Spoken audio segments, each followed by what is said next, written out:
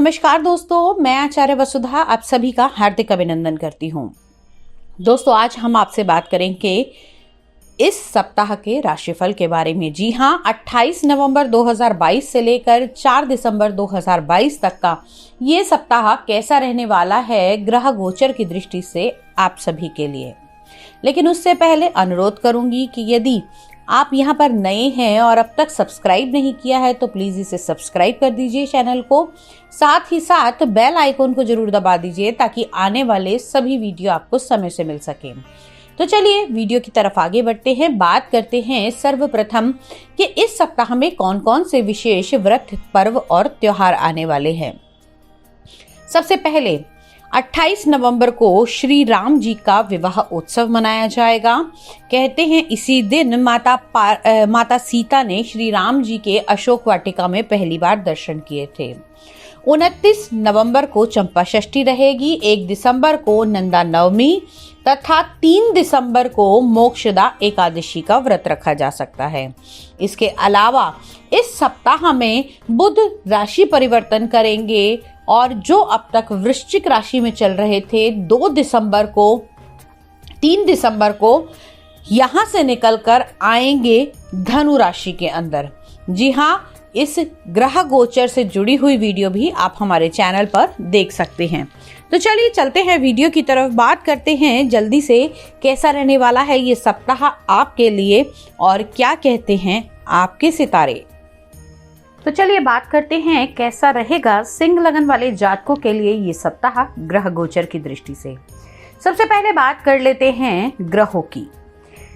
सिंह लगन वाले जातकों की अगर मैं बात करूं, आपके तीसरे भाव में केतु का गोचर चल रहा है। सूर्य, बुध और शुक्र आपकी चतुर्थ भाव में विराजमान है। वहीं शनि और चंद्रमा का योग चल रहा है आपकी कुंडली के छठे भाव में।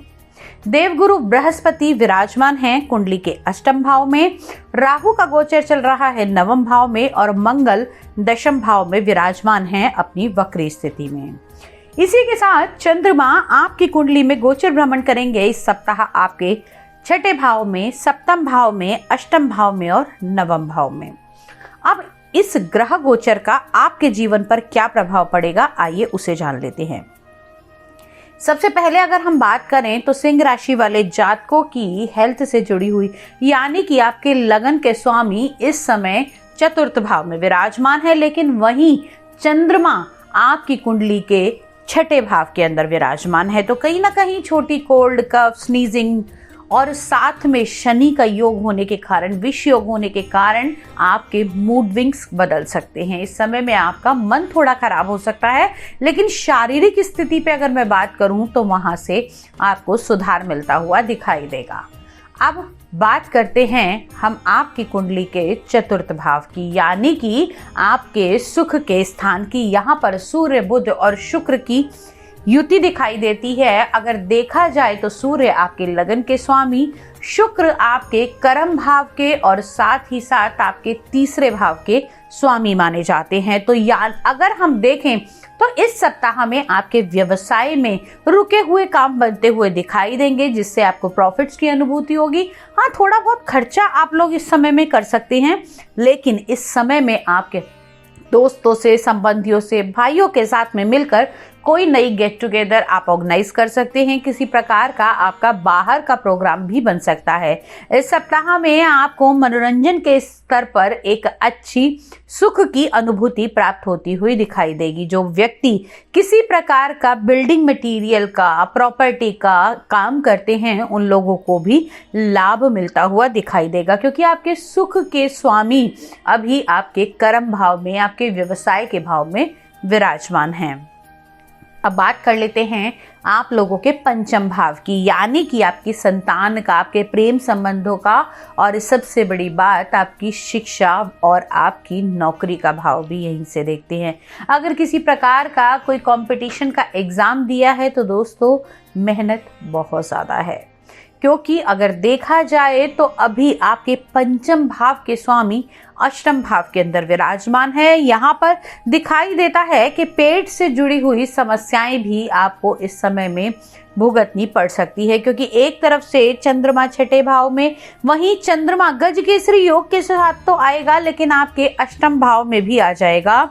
तो इससे आपको हेल्थ से जुड़ी हुई, पेट से जुड़ी हुई स्पेशली थोड़ी सी दिक्कतें उठानी पड़ सकती हैं। अगर हम बात करें आपके वैवाहिक संबंधों के बारे में, तो दोस्तों वैवाहिक संबंध आपके सुखद रहेंगे इस सप्ताह के अंदर। जैसे ही चंद्रमा आपके सप्तम भाव के अंदर आएंगे, आपका मूड, आपकी आपस की समझ, एक दूसरे को देने वाला समय, यानी कि अगर मैं बात करूं, ये सप्ताह आप लोगों को आपके जीवन साथी के साथ जोड़ता हुआ दिखाई देगा। इस समय में पार्टनरशिप के भी अच्छे योग बनते हुए दिखाई देते हैं। जो व्यक्ति किसी प्रकार की पार्टनरशिप करना चाहते हैं उनके लिए भी ये समय शुभ रहने वाला है।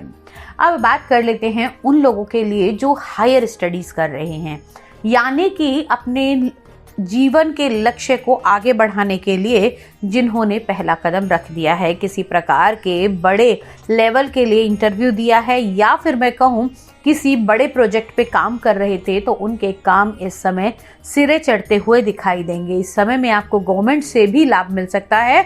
अगर आपने गवर्नमेंट जॉब के लिए अप्लाई कर रखा था तो दोस्तों ये सप्ताह आपके लिए लाभवान साबित हो सकता है। अगर कोई रिजल्ट आना था या किसी प्रकार की ज्वाइनिंग होनी थी तो आपके लिए ये बेस्ट वीक रहने वाला है।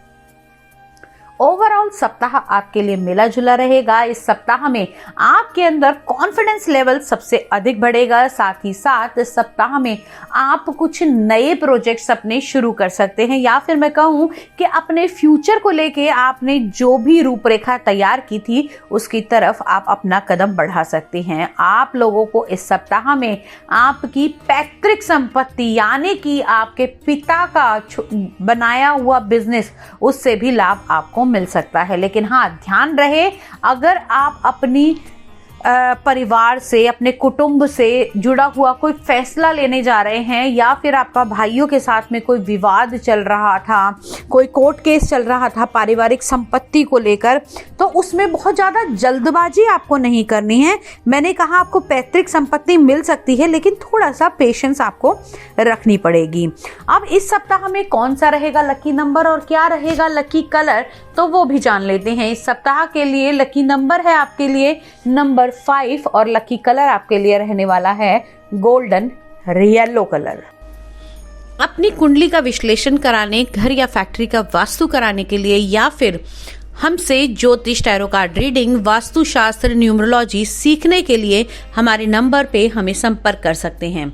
आज की वीडियो में इतना ही। अगले वीडियो में आपसे फिर से मुलाकात करूंगी। तब तक के लिए जय मां भगवती।